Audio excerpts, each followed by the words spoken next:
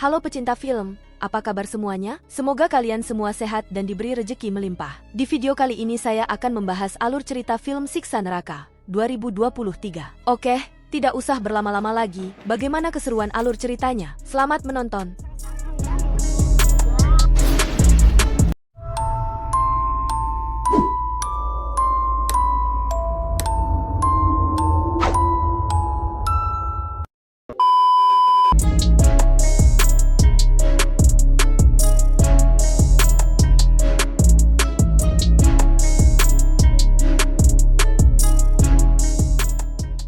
Di awal film menceritakan pasangan suami istri yang bernama Ustadz Zakir dan Ibu Rika yang memiliki 4 orang anak. Anak pertama bernama Shaleh, anak kedua bernama Fajar, anak ketiga Tias dan anak bungsunya bernama Azizah. Ustadz Zakir dikenal sebagai Ustadz kondang di kampung mereka. Dia selalu diminta tolong untuk melakukan ruqyah oleh warga sekitar. Sebagai seorang panutan di kampung, Ustadz Zakir selalu mendidik dengan keras keempat anaknya itu di rumahnya. Ustadz Syakir dan Ibu Rika juga selalu mengajarkan kepada mereka untuk takut melakukan dosa agar mereka tidak masuk neraka.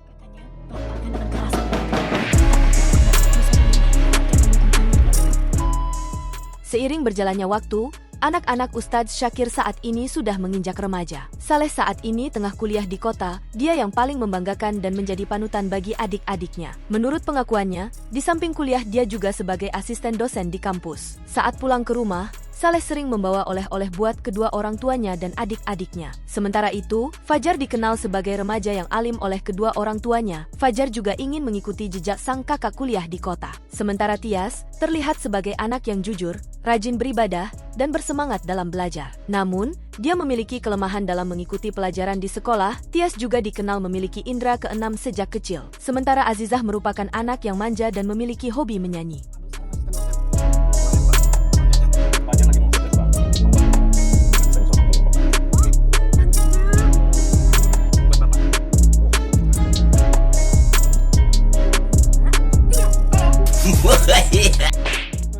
Suatu hari, Ustadz Syakir tanpa sengaja mengetahui hasil ujian matematika Tias yang jelek. Dia menghukum Tias dengan memukul jari tangannya dengan menggunakan kayu. Tias menangis menahan sakit atas hukuman ayahnya. Pada malam itu, Ustadz Syakir menerima kabar melalui telepon bahwa ada teman kelas Azizah meninggal dunia karena bunuh diri. Ustadz Syakir beserta istrinya pergi melayat, sementara anak-anaknya memilih tetap tinggal di rumah. Ustadz Syakir mengingatkan Saleh untuk menjaga adik-adiknya. Azizah menceritakan kepada kakaknya bahwa sebenarnya malam itu dia masuk final lomba menyanyi di desa seberang, namun dia tidak diizinkan oleh ayahnya. Mengetahui adiknya Azizah akan tampil di final lomba menyanyi, Saleh mengajak semua saudara-saudaranya untuk pergi ke desa seberang mengantarkan Azizah. Tias mengingatkan Azizah karena lusa akan ujian, karena jika nilainya jelek akan dihukum oleh ayahnya. Tias khawatir waktu belum azan Isya dan dia belum menunaikan sholat, tetapi Saleh mengatakan Tias bisa sholat di masjid kalau sudah sampai di desa seberang.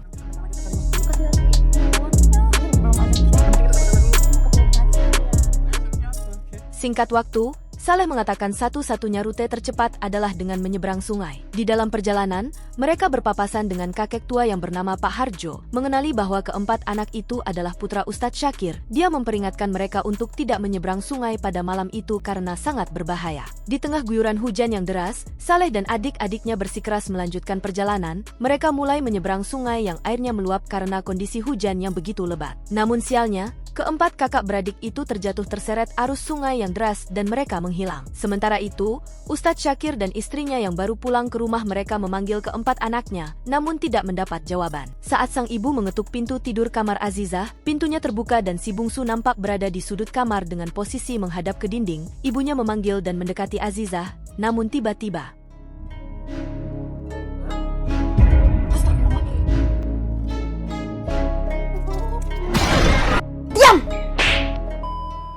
saat Ustadz Zakir dan istrinya sholat, Ibu Rika mendengar suara sayup-sayup rintihan anaknya yang terus meminta tolong dan ampun.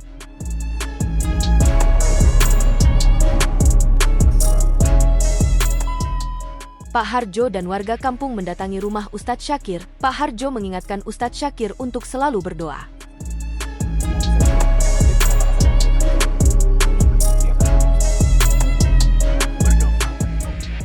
Keesokan harinya tim SAR dan warga kampung melakukan pencarian keempat anak Ustadz Syakir dengan menyusuri sungai. Hingga akhirnya pada malam harinya mereka menemukan Saleh dalam kondisi tidak bernyawa. Ustadz Syakir dan istrinya sangat bersedih dan terpukul atas kematian anak pertamanya yang bernama Saleh. Sementara itu, Saleh yang terbangun di alam lain yang mirip dengan neraka yang selalu dikisahkan ayahnya. Dia melihat banyak sekali orang disiksa di sana. Saleh juga disiksa dengan sangat keji. Saleh berteriak dan merintih kesakitan, siksa neraka atas dosa yang telah diperbuat selama hidup di dunia. Hal itu terjadi secara berulang. Saleh jadi teringat dengan dosa-dosa yang telah diperbuat selama hidup di dunia. Saleh sering membohongi ibunya dan sering meninggalkan sholat. Saleh juga menipu uang warga di kampung dengan iming-iming keuntungan besar namun uangnya tidak pernah kembali. Uang itu Saleh gunakan untuk berjudi dan main togel. Pak Harjo menjadi salah satu korban Saleh.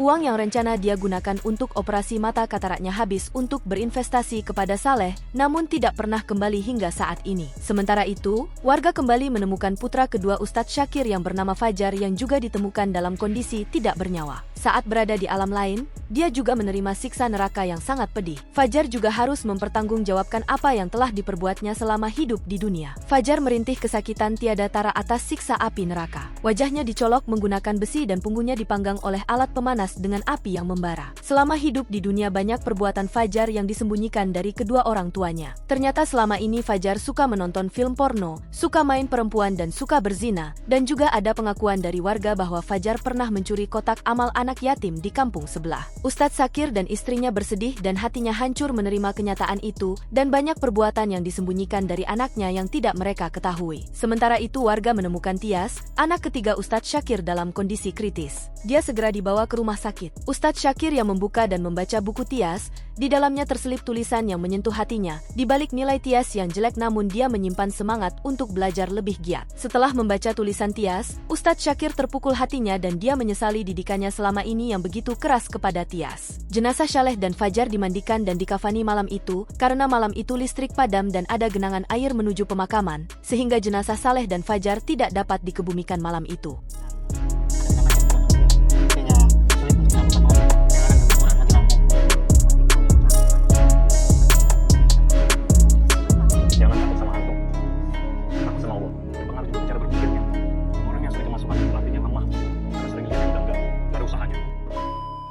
Keesokan harinya, akhirnya para warga kembali menemukan anak bungsu Ustadz Syakir yang bernama Azizah dalam kondisi tidak bernyawa. Ustadz Syakir dan istrinya semakin terpukul hatinya. Diambang kematiannya, Azizah berada di neraka. Dia melihat kakaknya Saleh dan Fajar yang disiksa. Dia melihat temannya yang bernama Dini yang mati gantung diri. Dia disiksa dengan menggantungkan diri terus berulang-ulang. Azizah juga merasakan siksa yang amat pedih di neraka. Tangan Azizah dipenggal dan lidahnya dipotong. Dia menerima ganjaran atas dosa yang telah diperbuatnya selama di dunia. Karena selama di dunia, Azizah ternyata telah memfitnah Dini yang telah mencuri gelang di sekolah yang membuat Dini dikeluarkan sekolah dan akhirnya dia bunuh diri. Padahal sebenarnya Azizah lah yang telah mencuri gelang itu. Kematian ketiga anaknya dalam kondisi mengenaskan dan tragis membuat luka yang sangat dalam buat Ustadz Syakir dan istrinya. Dia menyesali belum membekali anak-anaknya dengan bekal yang cukup selama hidup di dunia.